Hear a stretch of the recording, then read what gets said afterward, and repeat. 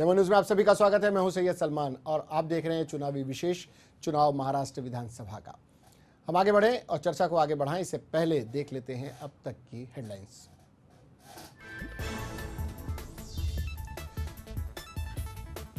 मुंबई सहित पूरे महाराष्ट्र में मतदान जारी। कड़े सुरक्षा के बीच महाराष्ट्र और हरियाणा में आज हो रहा है मतदान।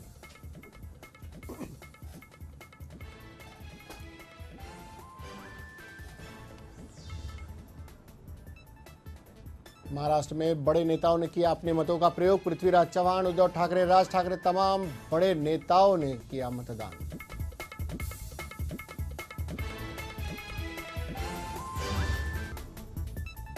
जनता सहित नेताओं के साथ क्रिकेट और बॉलीवुड जगत की हस्तियों ने भी किया मतदान। सचिन तेंदुलकर और शंकर महादेवन ने भी दिया वोट।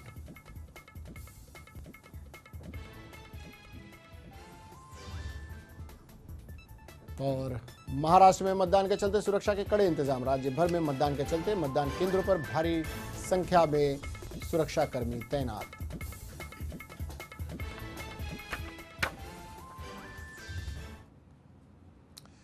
जी हाँ, हम आपको बताएं कि महाराष्ट्र के 288 विधानसभा क्षेत्रों में चुनाव की गहमागहमी जारी है।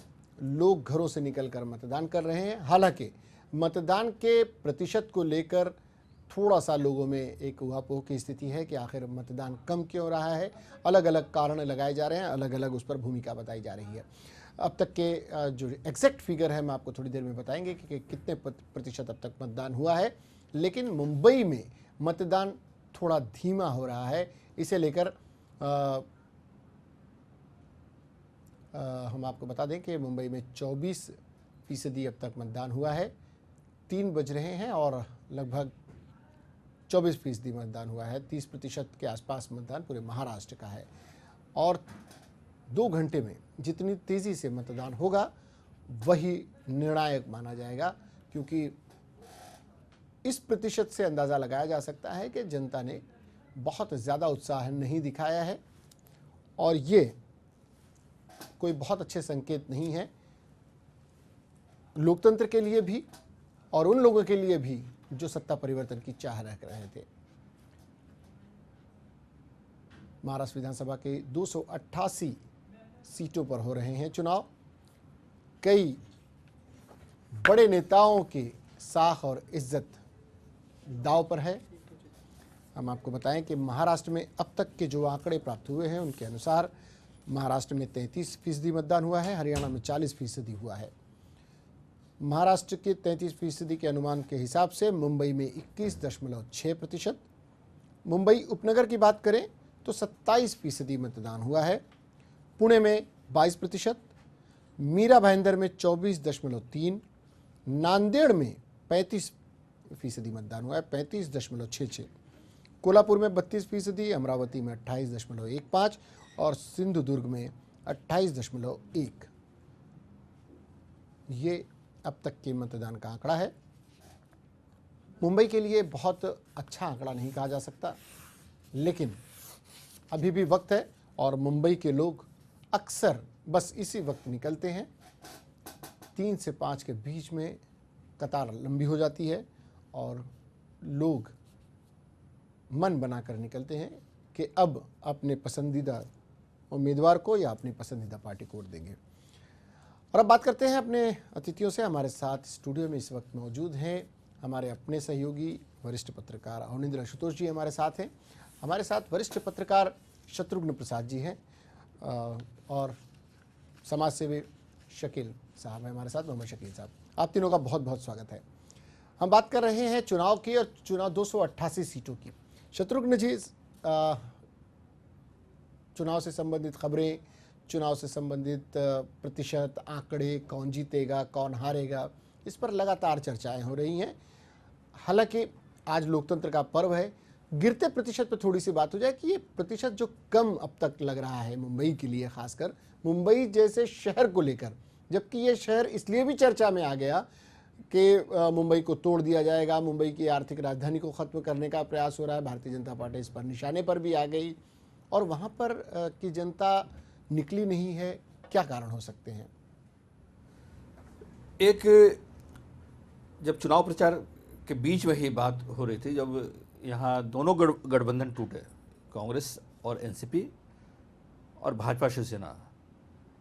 तो एक जो गली मोहल्ले के विश्लेषक कहिए या जो प्रबुद्ध थोड़े से हर स्थान के जो प्रबुद्ध जो विश्लेषक होते हैं, उनका मानना था कि अब जो है आम जनता में एक दिग्भ्रम की स्थिति है कि किसे वोट दें।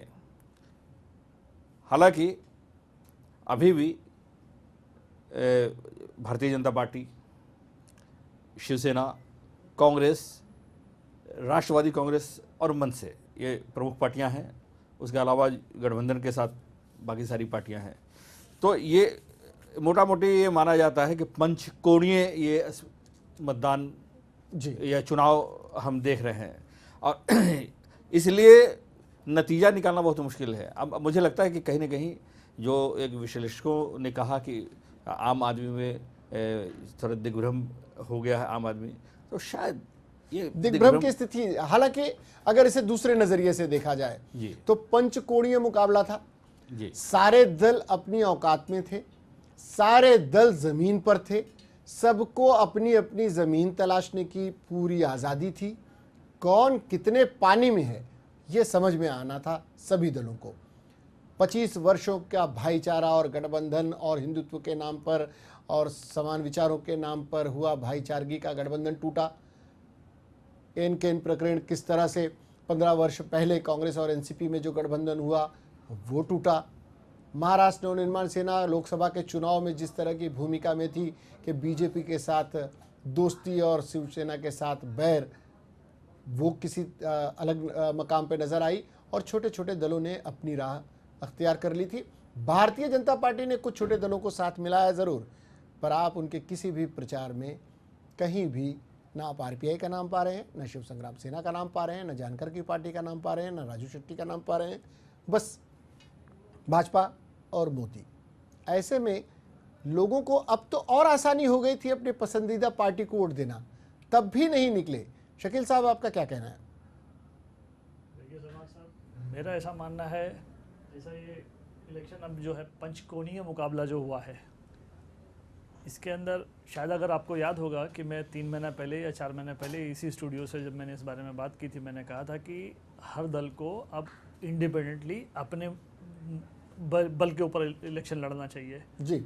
और ये इसकी स्थिति, ये तो भ्रम बना के रखा गया था एंड मूवमेंट तक कि हम गठबंधन करेंगे। जहाँ तक कि मुझे लगता है कि गठबंधन तोड़ने की जो स्थिति थी, ये स्थिति थी जिस वक्त में भाजपा पूर्ण बहुमत की सरकार की उसको वोट आ गए थे, उसी वक्त में ये प्लान तय हो चुका था कि अब एकला चलो रे चलेंगे जी। अब हमको किसी बैसाखी की जरूरत नहीं है। दूसरी बात ये अति आत्मविश्वास, ये अति आत्मविश्वास है जी। कांग्रेस के लिए स्थिति थी कि इससे बदतर स्थिति और नहीं आनी है, तो अभी हम अकेले ही चल के हम हमारी ताकत को आजमाएंगे। राष्ट्रवादी के साथ था ये कि ये एक लंगड़ी पार्टी को हम कैसे साथ लेके चलेंगे, वो अभी अपने अकेले चलने पर है। तो ये सबकी नियत तो अकेले ही चलने की रही थी। शिवसेना की क्या नियत थी? शिवसेना एक, जहाँ तक मुझे, मैं खुद कांग्रेस ही रहा हूँ, लेकिन शिवसेना के बारे में मैं इस तरह से बोल सकता हूँ इस हालात को देखते हुए कि उसके साथ में धोखा हुआ है, उसके अपने लोगों ने धोखा दिया है। यानी शिवसेना इस भ्रम में थी, शिवसेना इस मुगालते में थी कि भारतीय जनता पार्टी के साथ जिस तरह से लोकसभा में गठबंधन हो गया है, कुछ सीटें हम छोड़ देंगे, भारतीय जनता पार्टी उन सीटों पर कुछ उम्मीदवार लड़ाएगी और फिर हम मिलकर चुनाव लड़ेंगे और फिर सरकार बनाएंगे, क्योंकि कांग्रेस और एनसीपी से लोग नाराज हैं। ये जिस तरह का माहौल बना हुआ था, तो यानी शिवसेना इसमें छली हुई पार्टी के रूप में आपको लगती है। अवनिंद्र जी, एक तरफ पत्रकारिता का अनुभव था शत्रुघ्न जी का, वो कहते हैं दिग्भ्रम की स्थिति है, इसलिए शायद मतदाता निकलने के मूड में नहीं है, समझ में नहीं आ रहा है कि किसे मत दे।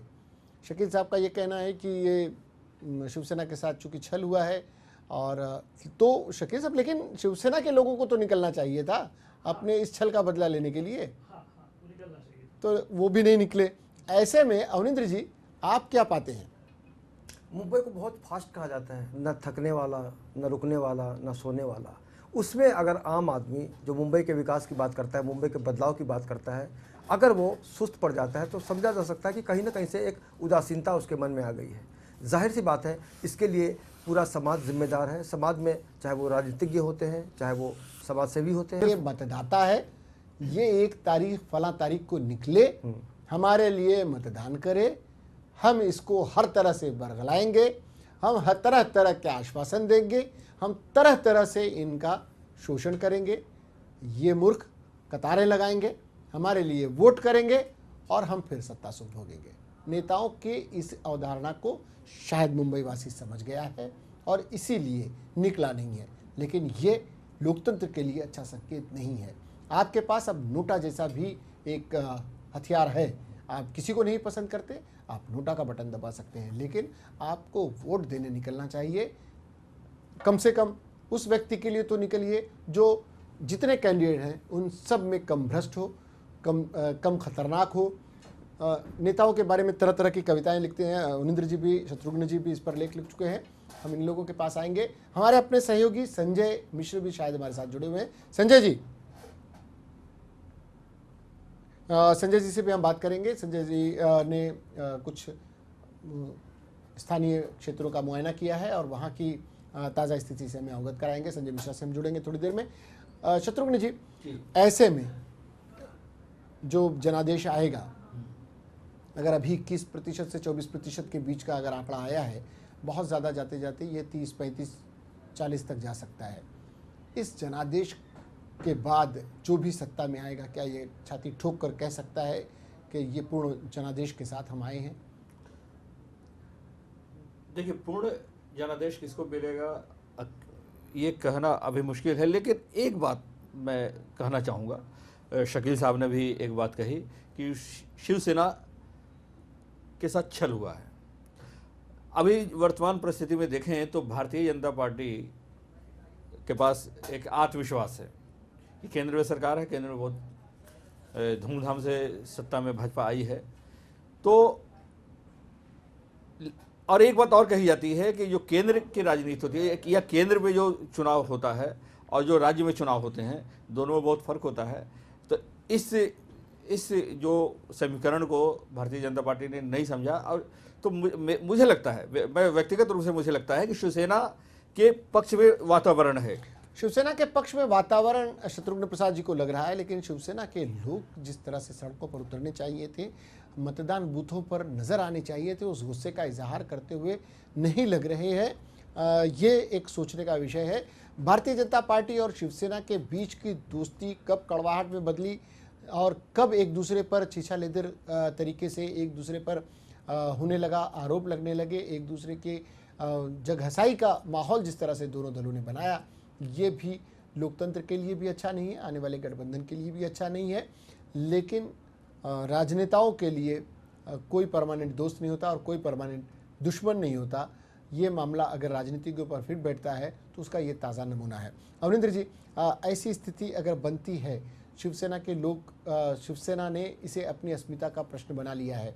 शिवसेना और मनसे के लिए ये करो या मरो की स्थिति है, क्योंकि जिस तरह से भारतीय जनता पार्टी ने उन्हें कॉर्नर किया है, उन्हें एक हाशिए पर रखने का प्रयास किया है, भारतीय जनता पार्टी ने अपने सहयोगी दल के साथ जिस तरह का भी बर्ताव किया, उनकी अपनी भी मजबूरियां हैं, क्योंकि वो उतनी सीटों से अब उनका गुजारा नहीं होना था, सत्ता सुख भोग चुके थे।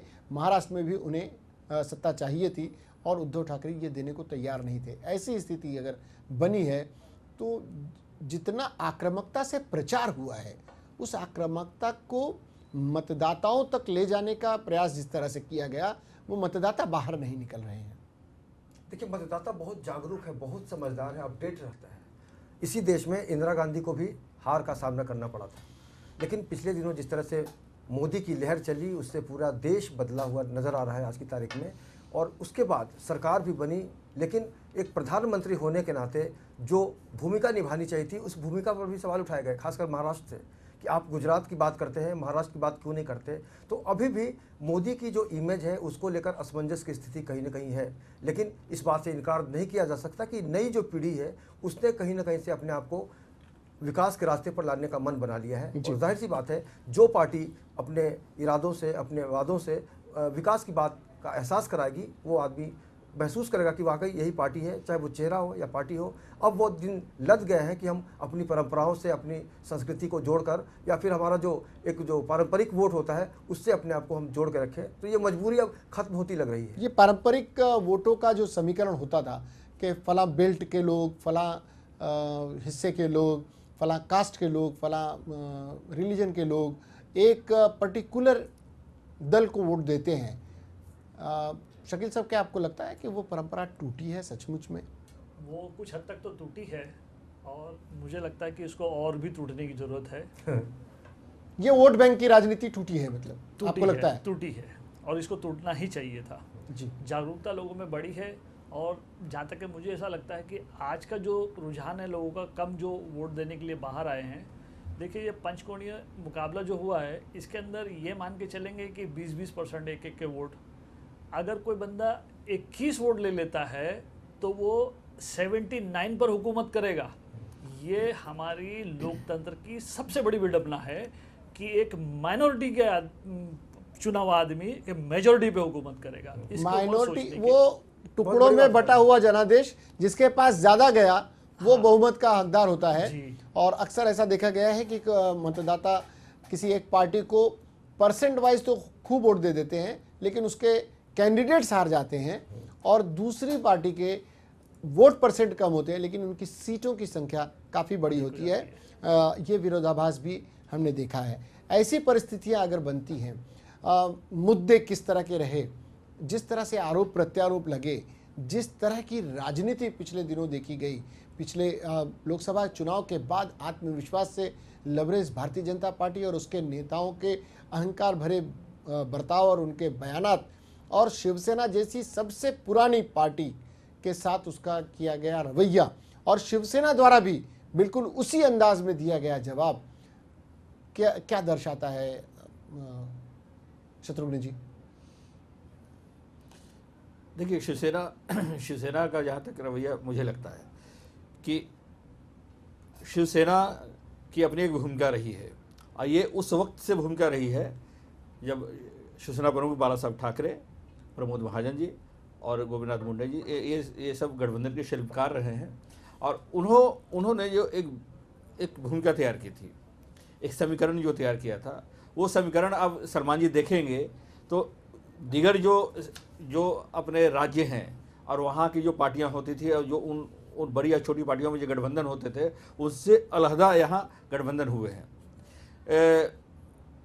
शिवसेना प्रमुख ने स्पष्ट रूप से भाजपा को राष्ट्रीय पार्टी मानकर लोकसभा के चुनाव में उनको ज़्यादा सीटें वो देते रहे हैं, और विधानसभा में ज़्यादा सीट शिवसेना लेती रही है। तो ये इसको तोड़ने का प्रयास किया गया।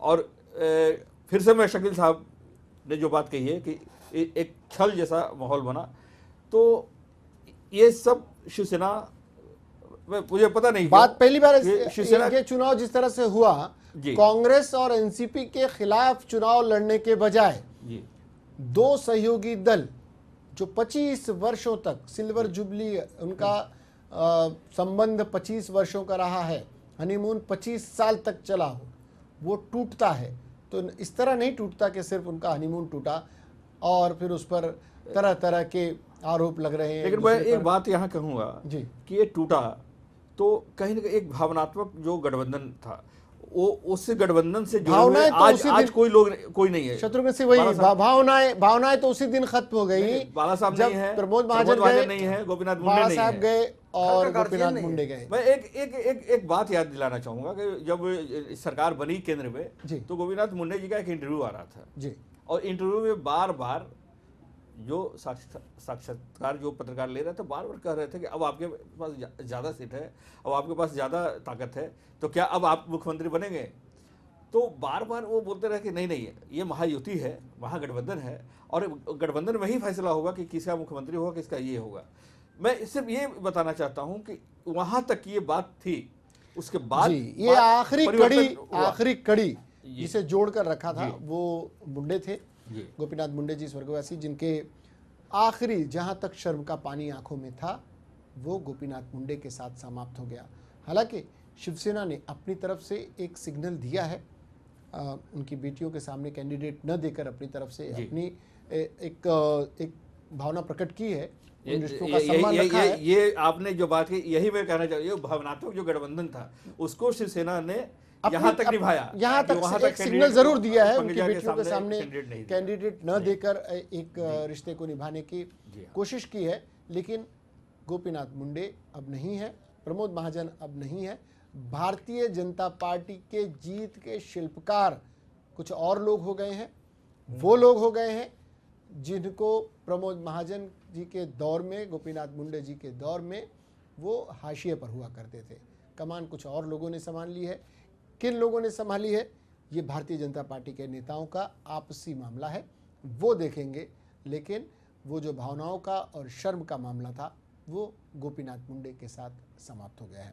हमारे साथ संजय मिश्रा जुड़ गए हैं, हमारे संवाददाता, हमारे सहयोगी। संजय जी,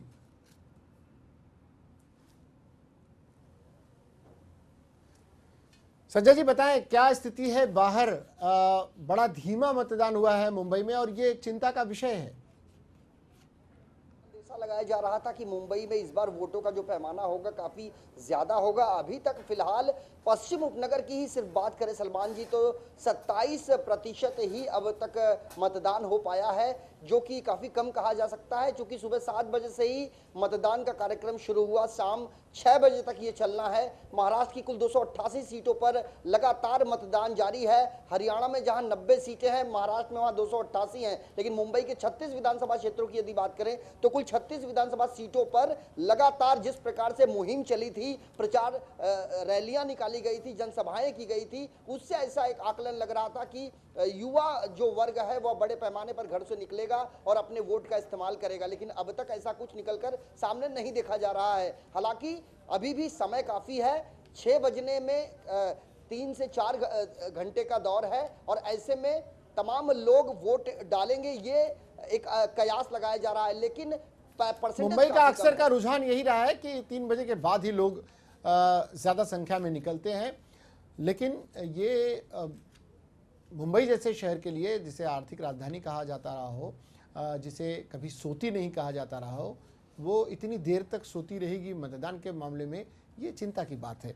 और ये तमाम एनजीओज और पॉलिटिकल पार्टियां भी कहीं ना कहीं कटघरे में खड़ी हैं कि वो अपनी जागरूकता अभियान को जनमानस तक नहीं पहुंचा पाई, और अगर पहुंचाई तो जनता ने उसका सही प्रतिसाद देने का मन अभी तक नहीं बनाया है, या फिर उन्हें लगने लगा है कि कोई भी आ जाए उनकी दशा दिशा बदलने वाली नहीं, तो जिस हाल में है उसी हाल में पड़े रहें। ये अगर भावना बन गई है तो ये बड़ी बात, अच्छे संकेत तो नहीं है। ऐसे में आकलन लगाया जा रहा है। मुंबई के और कुछ जगहों के, कुछ क्षेत्रों की जानकारी संजय जी आपके पास? हाँ बिल्कुल, बात करें दक्षिण मुंबई की तो वहां पर जो पश्चिम उपनगर के नगर के मुकाबले वहां का वोटिंग पैमाना सुस्त है, धीमा है। और खास करके भारतीय जनता पार्टी और शिवसेना की लड़ाई कई जगहों पर देखी जा रही है। इसका कहीं ना कहीं ग्लानि कांग्रेस के प्रत्याशियों पर भी पड़ता दिखाई दे रहा है। जिस प्रकार से बीती रात लगातार एक आखिरी दम की जो लड़ाई लड़ने का वक्त था, उस दौरान तमाम प्रत्याशियों ने हर वो हथकंडा अपनाया कि कहीं ना कहीं उनके पाले में जो वोटों की जो संख्या है उसमें बढ़त दिखाई दे। लेकिन ऐसा कुछ निकलकर अब तक सामने नहीं आ रहा है। हालांकि 3 बज चुके हैं, अब शायद घरों से लोग निकले। खाना खाने के बाद ये कयास लगाया जा रहा है कि अब वोटिंग का जो परसेंटेज है वो अब कहीं ना कहीं से बढ़ेगा। एक शकील साहब को याद हो, जब यूथ कांग्रेस के दिनों में शकील साहब हुआ करते थे, एक बड़े नेता का, हम और शकील साहब साथ में थे, तब उनका एक बयान था कि आज की रात कत्ल की रात है, कत्ल की रात है। उन्होंने, उनका बोलचाल का लहजा कुछ इस तरह का था। उन्होंने कहा था कि आज की रात कत्ल की रात है। दूसरे दिन चुनाव था। तो वो जज्बा शकील साहब देखने को मिल रहा है आज के दौर के कार्यकर्ताओं में, और हर पार्टी के दलों के देखने को मिलता है क्या? कहीं पर भी देखने नहीं आ रहा है कि कार्यकर्ताओं में कोई जोश है, क्योंकि कांग्रेस की तो वैसे भी हवा निकली हुई है, राष्ट्रवादी की भी सेना के साथ दगा हो गया है, और कोई अच्छे दिन के गुब्बारे में भरा हुआ है। और वो अच्छा दिन, ये 100 दिन जाने के बाद में कुछ लोगों को जो समझ में आया है अच्छा दिन, अब वो भी किसी को कह नहीं पा रहे जाके कि कैसे अच्छे दिन आ रहे हैं। अच्छा, वो अच्छे दिनों के शकील साहब बार बार एक बात पर कह रहे हैं कि शिवसेना के साथ छल हुआ है। इस छल को मतों में परिवर्तित क्यों नहीं कर रही है शिवसेना? ये एक बड़ा सवाल है। अमरिंदर जी, इसके पीछे क्या कारण हो सकता है? क्या शिवसैनिक को गुस्सा नहीं आया? क्या शिवसैनिक इस बात को पचा नहीं पाया, या उसने मान लिया कि ठीक है जो हुआ हुआ, अब जिस तरह से चुनाव लड़ा जा रहा है लड़ने दिया जाए, और या फिर वो दिग्भ्रम की स्थिति में है कि हमेशा भारतीय जनता पार्टी का प्रचार करता रहा है, या शिवसेना के जहां पर शिवसेना के लोग रहे हैं उसका प्रचार करता रहा है, हमेशा भारतीय जनता पार्टी का किया है, तो आपसी संबंधों की भी कहीं मान मर्यादा का ख्याल रख रहा हो? बिल्कुल। क्या ऐसी स्थिति है? सलमान जी, सबसे पहले तो आपको बता दें कि छल को बल क्यों नहीं मिल रहा है, क्योंकि अगर हम 25 सालों का रिश्ता देखते हैं, चाहे वो शिवसेना के हो, भारतीय जनता पार्टी के हो, दोनों गठबंधन के साथ हम चलने की कोशिश करते हैं, तो जाहिर सी बात है आपसे और शकील भाई से हमारा रिश्ता एक अच्छा रिश्ता बन जाता है। उस रिश्ते को तोड़ने के बाद एक कार्यकर्ता निश्चित रूप से कंफ्यूज हो जाता है कि किसके साथ चलें, शकील साहब के साथ चलें कि सलमान साहब के साथ चलें। लेकिन अपनी तो पार्टी, जिस पार्टी के कार्यकर्ता हैं, जिस पार्टी के साथ में आपका नाता है, जिस पार्टी ने आपको एक ओहदा दिया हो, जिस पार्टी के साथ आप जुड़े रहे हो, अगर फिर युद्ध तो फिर युद्ध है। कृष्ण ने अर्जुन को यही संदेश दिया था, युद्ध फिर युद्ध है, अपने हो या पराये हो। और जब युद्ध में अर्जुन उतरे तो कृष्ण का संदेश अर्जुन के लिए यही था। वो सामने भाई लोग थे, और ये तो आप उनके सामने चुनाव लड़ रहे हैं, कोई जंग तो है नहीं। देखिए सलमान भाई, मुझे लगता है कि ये आज का जो चुनाव हो रहा है इसमें मार्केटिंग बहुत हावी है। मार्केटिंग। आपके पास कितने कार्यकर्ता हैं, आपका बजट कितना है, आप कितने लोगों को अपने पास दिखावा के लिए बुला सकते हैं, ये आज बहुत ज़्यादा महत्वपूर्ण हो गया है। मार्केटिंग, बिल्कुल बेशक। ये अब के चुनाव, किसी दौर में हमने कार्यकर्ताओं को रात रात भर बैनर पोस्टर लगाते देखा है, होर्डिंग्स चढ़कर टांगते देखा है। आज सब कुछ कॉन्ट्रैक्ट पर होता है, पीआर एजेंसियां हायर की जाती हैं और वो प्रचार का तंत्र देखती हैं। कॉन्ट्रैक्ट पर बैनर पोस्टर होर्डिंग्स लगती हैं, और कार्यकर्ताओं का जो जज्बा था पार्टी के प्रति, पार्टी के नेताओं के प्रति, वो उस तरह का नहीं रह गया। न बाड़ा साहब रह गए, न शरद पवार की वो भूमिका अब रह गई, न कांग्रेस के बड़े नेताओं का कद उस तरह का रह गया जो अपनी बात ठसक के साथ दिल्ली हाईकमान के पास रख सके, और न फिर ऐसे नेता भी रह गए। ऐसी स्थिति में जब चुनाव होगा महाराष्ट्र का, तो यही दिन देखना पड़ेगा। तो शायद मतदाता का जो रुझान है, मतदाता जिस तरह से इन नेताओं के साथ पेश आ रहा है, शायद यही मतदाता संकेत देना चाहता है कि गए वो दिन जब हम भावनात्मक रूप से आपसे जुड़े रहते थे, अब जो करेगा वो पाएगा।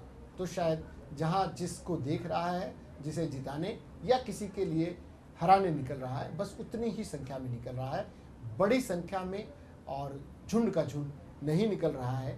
ये संकेत दे दिया है खासकर मुंबई की जनता ने, मुंबई के मतदाता ने।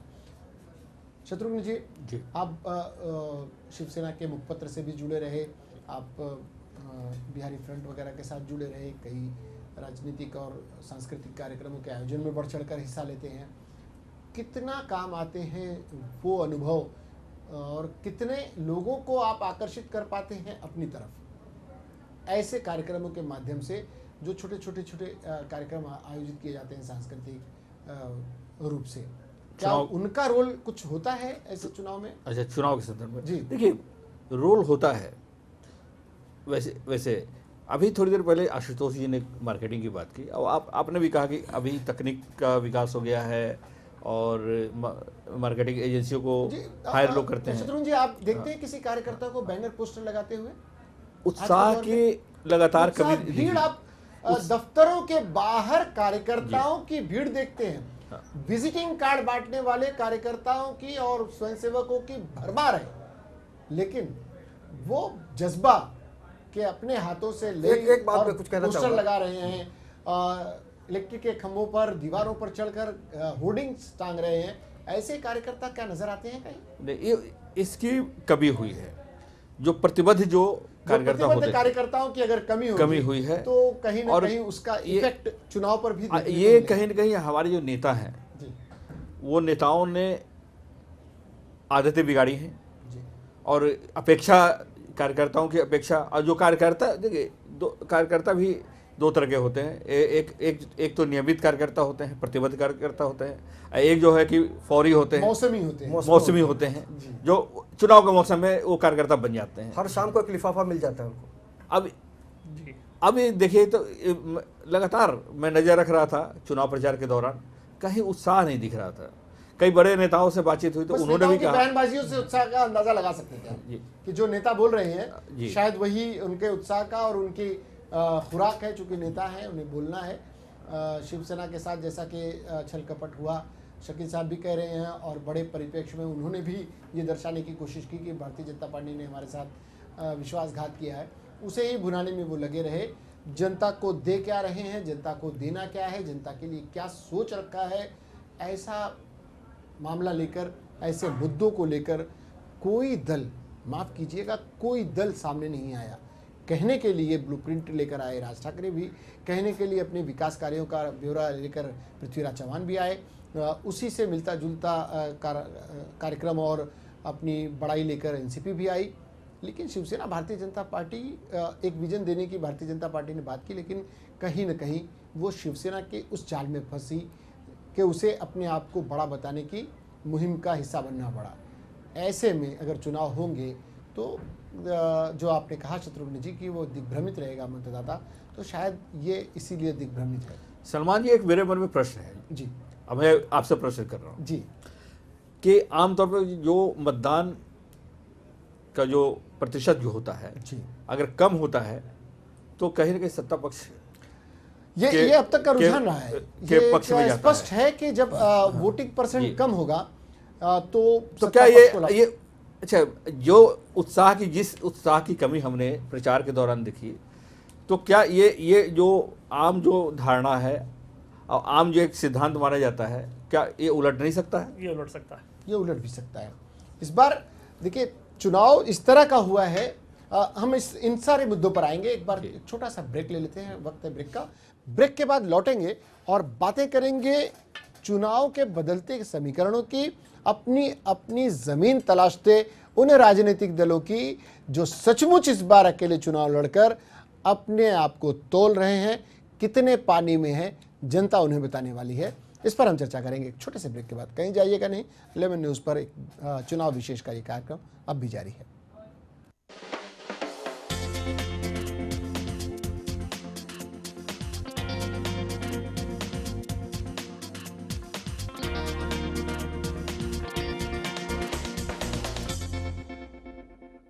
माँ, हल्दी भी डालो ना। हाँ हाँ, वो लेकर आई हूँ। अच्छा, बाद में बात करती हूँ। इसमें इतनी हल्दी पड़ती है? हाँ। अच्छा, खाना या सस्पेंस? चाची, कभी एग्जाम में फेल हुई हो? सुनिए, चख के बताइए ना। अच्छा है? पापा बताएंगे। पापा, खाना कैसा बना है? मैं क्या बताऊं? गौरव तू बोल। खाना तो चाचू को है, चाचू बताए। भैया आप बताइए। दिन ये नया हूँ मैं नई सुबह, फिर क्यों गुमसुम से जब अगली बार ऐसा खाना बनाओ ना तो ज्यादा बनाना। खाने से सिर्फ सेहत नहीं, रिश्ते भी बनते हैं। सोने सा खरा स्वाद, सेहत से भरपूर LR active oil. Global advertisers scaling new heights in outdoor media. Governor की जो एक भूमिका होती है किसी भी प्रदेश में, खासतौर से वो देखी जाती है कि वो एक सिर्फ एक मात्र अगस्त हो या 26 जनवरी हो, राज्यपाल उस राज्य का संविधानात्मक सक्रिय राजनीति में रहे। इस भूमिका में वानप्रस्थाश्रम मानता हूँ और इसलिए काम करते रहना। देखिए खास बात, उत्तर प्रदेश के राज्यपाल माननीय श्री राम नाईक के साथ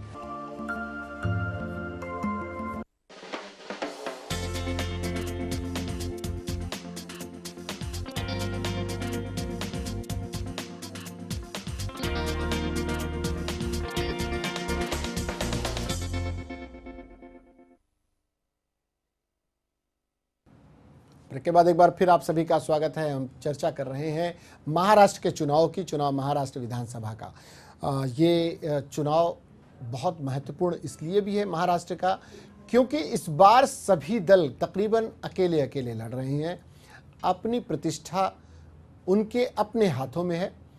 जिसने जिस तरह का प्रचार चलाया होगा, जो जितने मतदाताओं तक अपनी पहुंच बना पाया होगा, जिसके जितने कर्मठ और सही कार्यकर्ता ज़मीन से जुड़े रहे होंगे, वो मतदाताओं को आकर्षित कर सके होंगे, सच्ची जीत उन्हीं लोगों की होगी।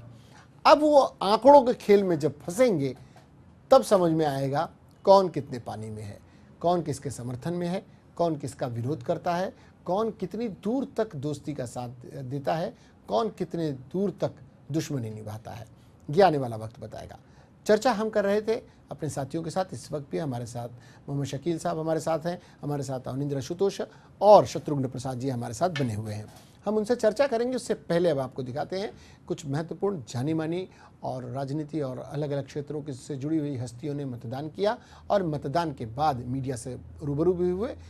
उन लोगों ने क्या कहा वो हम आपको दिखाते हैं और फिर चर्चा को आगे बढ़ाते हैं।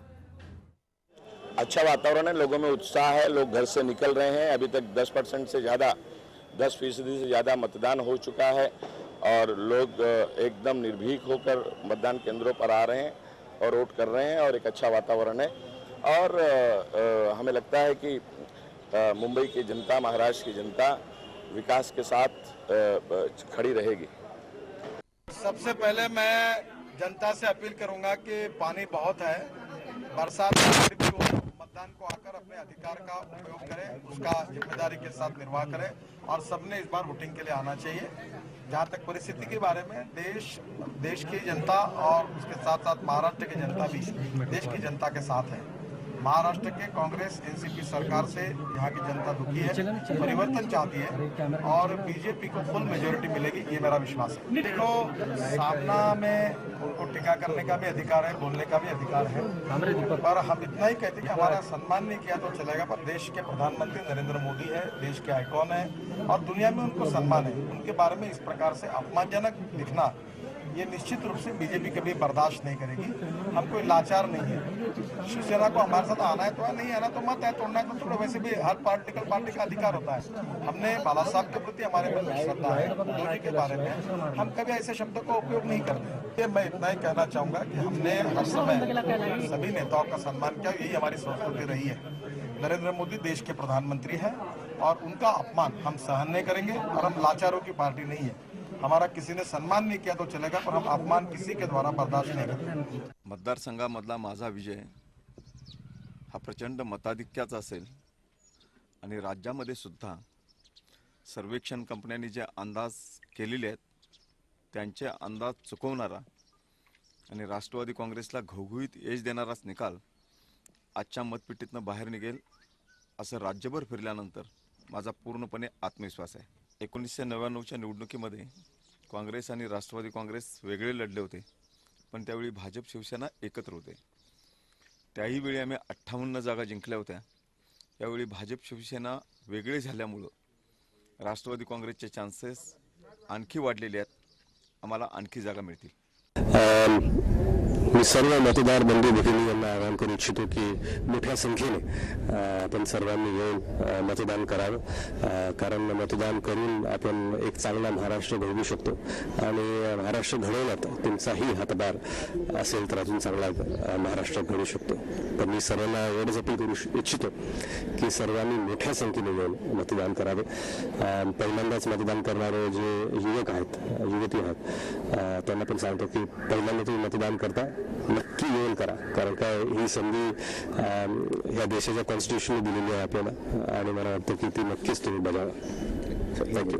महाराष्ट्रामध्ये शिवसेना प्रमुखांच्या प्रेमाची एक लाट आहे, जी आतापर्यंत सुप्तावस्थेत होती ती लाट आता बाहेर पडलेली आहे आणि संपूर्ण महाराष्ट्र हा शिवसेना प्रमुखांचं स्वप्न साकार करायला आता सज्ज झालेला आहे। आणि मला आत्मविश्वास आहे की जे शिवसेना प्रमुखांनी आजपर्यंत कष्ट घेतले, रक्त आटवलं, महाराष्ट्राला, मराठी माणसाला, हिंदूंना जो एक स्वाभिमान शिकवला, त्या प्रेमाखातर लोक नक्की मतदान करतील। कारण मी पूर्ण महाराष्ट्राचा दौरा करत असताना लोक समोरून बोलत होती की मुख्यमंत्री कोण।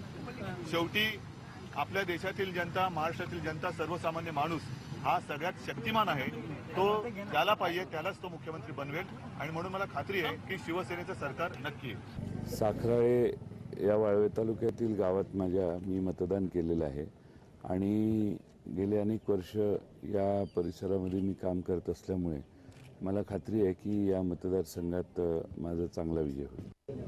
राज्यभर मला खात्री आहे की यावेळी राष्ट्रवादी काँग्रेस पक्षाचा सगळ्यात मोठा पक्ष म्हणून हा पक्ष निवडून येईल आणि सांगली जिल्ह्यात आणि कोल्हापूर, सातारा या सर्व जिल्ह्यात राष्ट्रवादीचं जे प्राबल्य आहे ते प्राबल्य पुन्हा एकदा यावेळी सिद्ध होईल. यावेळेचा निवडणुकीमध्ये लोकांचा रिस्पॉन्स फार चांगला आहे आणि भारतीय जनता पार्टीच्या कडून उमेदवारी वही मतदाता अगर उदासीन है तो क्या नतीजे आएंगे, ये सोचकर भी कुछ अजीब सा लगता है कि नतीजे, शकील साहब ने एक सही बात कही कि अगर पंचकोणीय मुकाबला है तो अगर सभी को बराबर बराबर बांट दिया जाए, 20-20% भी बांट दिया जाए, तो जिस किसी को 21% मिल गया वो जीत जाएगा और वो 21% बचे हुए 79% पर राज करेगा.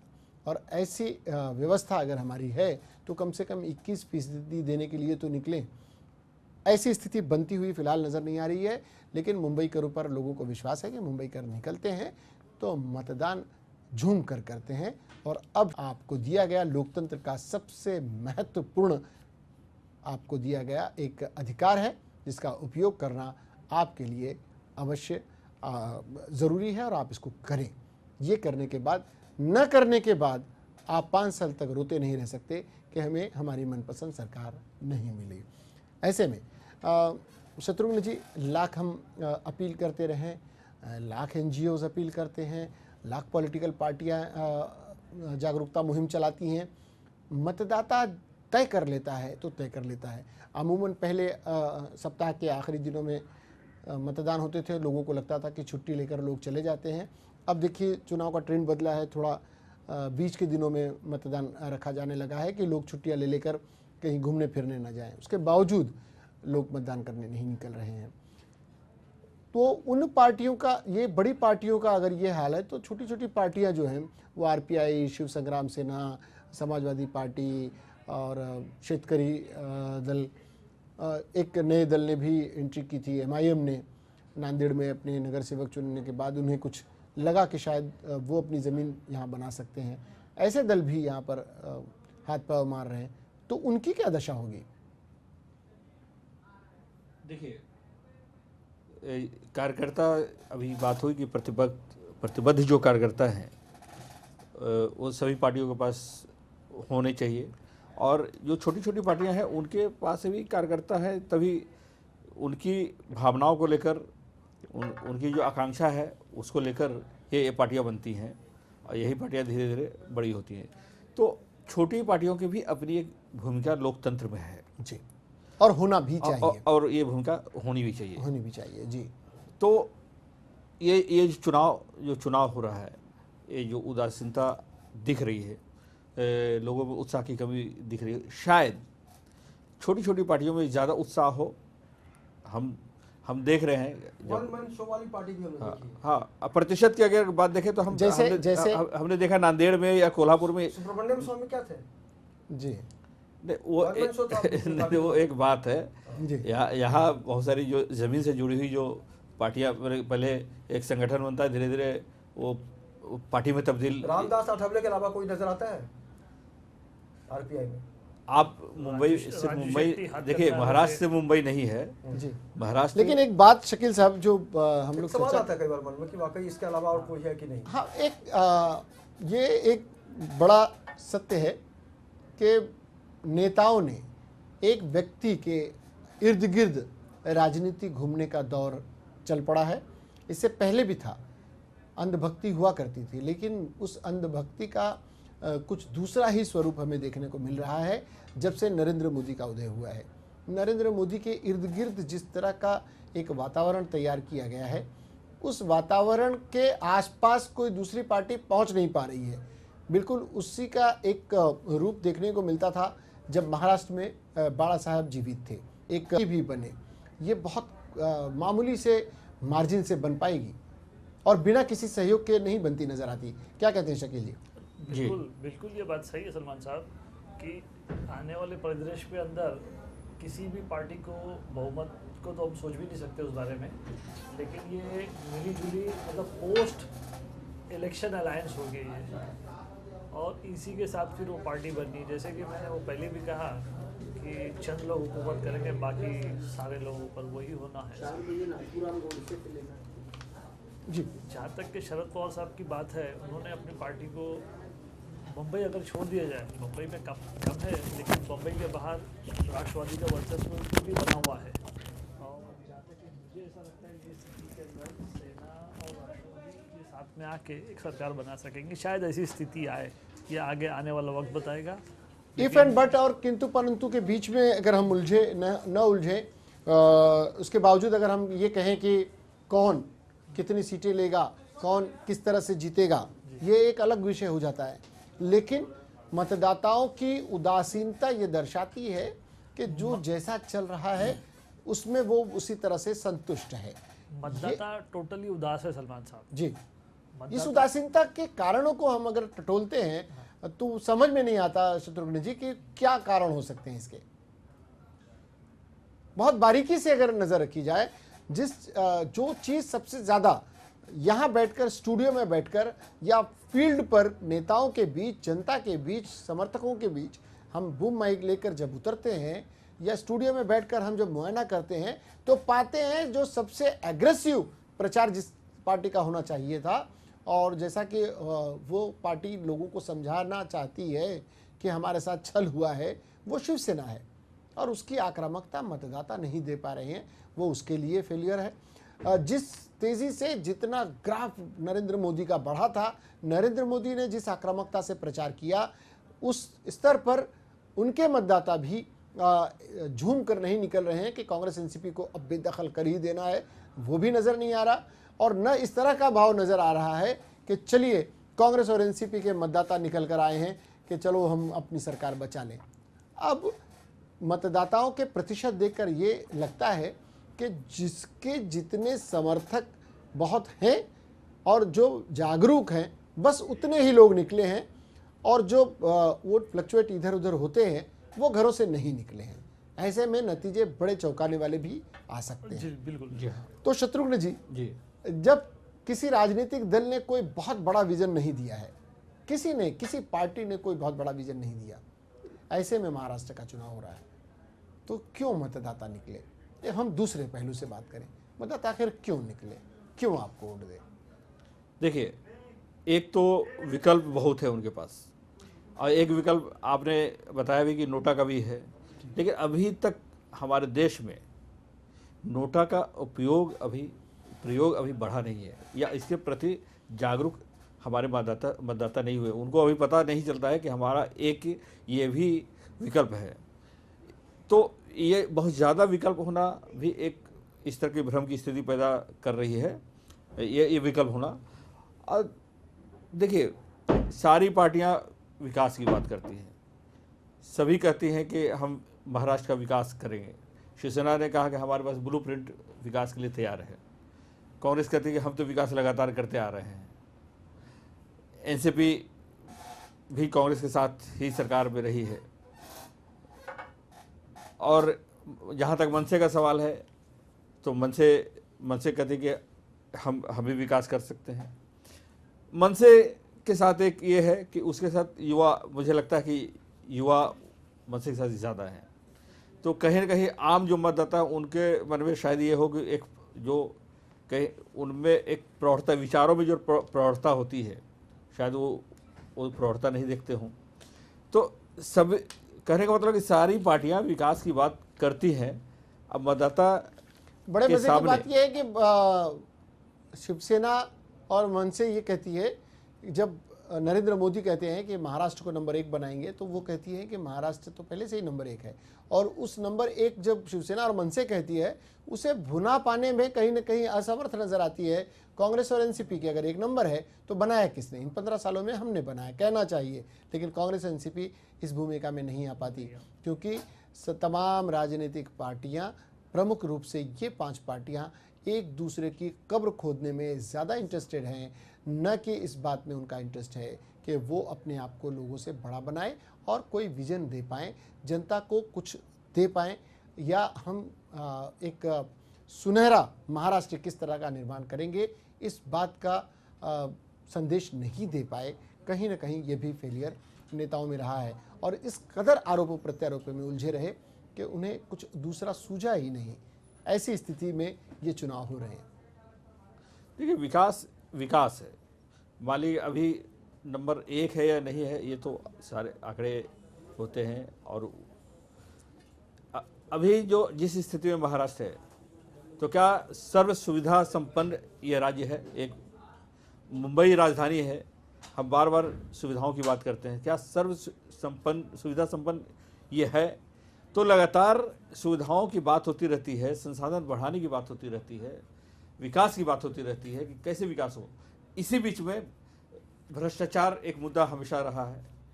आप देखिए इन चुनाव में, इस विधानसभा के चुनाव में ये भ्रष्टाचार का मुद्दा गायब है। कहीं जितने नेताओं के खिलाफ आरोप लगे थे वो एक दूसरे के दल एक दूसरे पर उठा रहे हैं, लेकिन न विपक्षी दल सत्ता पक्ष की तरफ पूरी तरह से आक्रामक है, न जो पिछले बार सत्ता में थे वो लोग विपक्ष के किन्हीं दावों को और उनके आरोपों को का कोई ठोस जवाब दे पा रहे हैं। ऐसा कुछ नहीं है, बस अपनी डफली है, अपना राग है। शकील साहब। सलमान साहब, देखिए बम्बई में जो वोट प्रतिशत कम निकलने की जो बात है, तो जहाँ की विकास की बात हम कर रहे हैं, हर जगह का रीडेवलपमेंट की बात कर रहे हैं, तो इस कदर बम्बई को महंगाई ने जकड़ लिया है कि जो यहाँ पे डेली कमान के खाने वाला जो शख्स है वो चला गया मीरा भाईंदर और नाला सुपारा की तरफ। वो वोट देने यहाँ आएगा नहीं, सब उसी के वोट है। और जो बाकी जो अपने सुख सुविधाओं के साथ में यहाँ रह रहा है, वो उसको फिक्र नहीं है कि जाके वो वोट करेगा। वो ये हिसाब से भी यहाँ पे वोट प्रतिशत गिरा है। और जो नैतिक, जो क्या बोलते हैं, जो नीतिवंत कार्यकर्ता है, ना किसी पार्टी ने नीतिवंत कार्यकर्ताओं को संभाल के रखा है कि वो अपने हिसाब से काम करेंगे। पार्टी खुद आज अपने बेस पर वो कमर्शलाइज प्रोपेगेंडा और कमर्शलाइज्ड वो क्या कहते हैं उसको, एडवर्टाइजमेंट के ज़रिए वो वोट पाना चाहती है।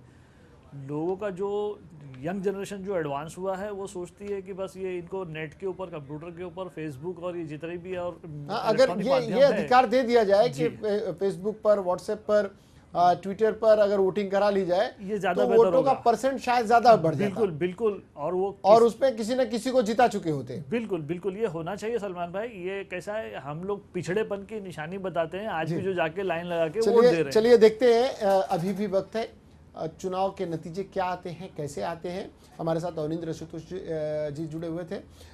इस विषय पर बहुत सारी चर्चाएं हुई, बहुत सारी बातें हुई। एक बात तो माननी होगी कि कहीं ना कहीं प्रचार तंत्र राजनेताओं ने बहुत चलाया, पार्टियों ने चलाया। उस प्रचार का उचित जब जवाब देने का वक्त आया, जब उनके समर्थन में उतरने का वक्त आया, तो मतदाताओं ने थोड़ी उदासीनता दिखाई। उम्मीद करते हैं कि ये उदासीनता खत्म होगी और वोटिंग का परसेंट ज़रूर बढ़ेगा। फिलहाल वक्त तो चला आप सभी से विदा लेने का। शकील साहब आपका और शत्रुघ्न जी आपका बहुत बहुत शुक्रिया। आपने अपनी बहुत ही महत्वपूर्ण राय से और अपने इस चर्चा में हिस्सा लिया और अपनी बातें रखी। फिलहाल इस विशेष कार्यक्रम में इतना ही। इसके बाद भी खबरों का सिलसिला जारी रहेगा। देखते रहिएगा 11 न्यूज़।